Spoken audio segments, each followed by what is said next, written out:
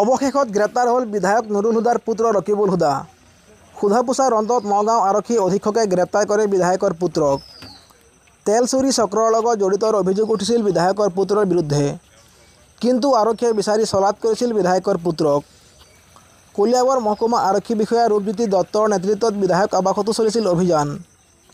অৱশেষত দেওবাৰে নিশা 8 বজাত উৰুৱনি আৰক্ষী চকীত আত্মসমৰ্পণ কৰে বিধায়কৰ পুত্ৰ ৰকিবুল হুদাই। পিছত ৰকিবুলক অধিক সোধা পোছাৰ বাবে লৈ অনা হয় কলিয়াবৰ আৰক্ষী নিৱেশলৈ। নগাঁও আৰক্ষী অধীক্ষকে সোধা পোছাৰ পিছত নিশাই গ্ৰেপ্তাৰ কৰে ৰূপহীহাট সমষ্টিৰ বিধায়ক নুৰুল হুদাৰ পুত্ৰ ৰকিবুল হুদাক। উল্লেখযোগ্য যে যোৱা শনিবাৰে কলিয়াবৰ মহকুমা আৰক্ষী বিষয়া ৰূপজ্যোতি দত্তৰ নেতৃত্বত কলিয়াবৰ আৰক্ষীৰ জালত পৰিছিল তেল চুৰিৰ বৃহৎ গেং। কলিয়াবৰ আৰক্ষীয়ে গ্ৰেপ্তাৰ কৰিছিল তেল চুৰি চক্ৰটোৰ 5জন চোৰক। ধৃত চোৰকেইটা ক্ৰমে তেজপুৰ কছাৰীপামৰ আলম আলী, কলিয়াবৰ বাগৰিৰ জামালউদ্দিন, চামগুৰি খলিহামাৰীৰ ইব্ৰাহিম আলী, তেজপুৰ ভোমোৰাগুৰিৰ আব্দুল খলিল আৰু কলিয়াবৰ হাৰমতিৰ তাহেৰ আলী।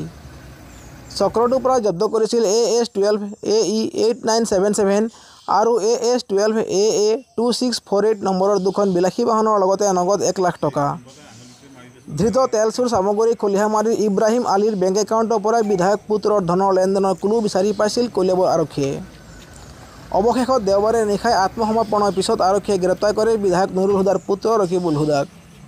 সম্প্ৰতি কলিয়াবৰ আৰক্ষী নিৱেশত আছে বিধায়ক পুত্ৰ আৰু আজি কলিয়াবৰ মহকুমা ন্যায়িক আদালতলৈ লৈ যোৱা হ'ব আটাইকেইজন অভিযুক্তক।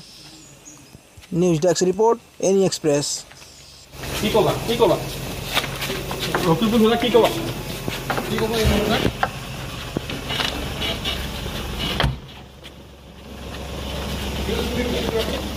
হয়, আমি এতিয়া সোধপোছ কৰি আছোঁ, ইনভেষ্টিগেশ্যন চলি আছে। এতিয়া আমি তেওঁক গ্ৰেপ্তাৰ কৰিছোঁ আৰু কাইলৈ কোৰ্টত প্ৰডিউচ কৰিম। তাৰ পৰা পৰৱৰ্তী সময়ত আপোনালোকক জনাম। স্যাৰ, তেওঁ মানে তেল চুৰিৰ লগত জড়িত থকাটো সত্য? সেইটো ৰাতিপুৱাই মই কৈছোঁ যে যিখিনি এভিডেঞ্চ আমাৰ আছে আপোনালোকে গমেই পাইছে আৰু সেইখিনি এতিয়া আমি তেওঁক সোধপোছ কৰিলোঁ আৰু যিখিনি আমি এভিডেঞ্চ পাইছোঁ কোৰ্টত কালি প্ৰডিউচ কৰিম। আৰু কোনোবা জড়িত হৈ আছে নেকি তেওঁলোক? এতিয়া ক'ব পৰা হ'ব। গ্ৰেপ্তাৰ কৰা হৈছে।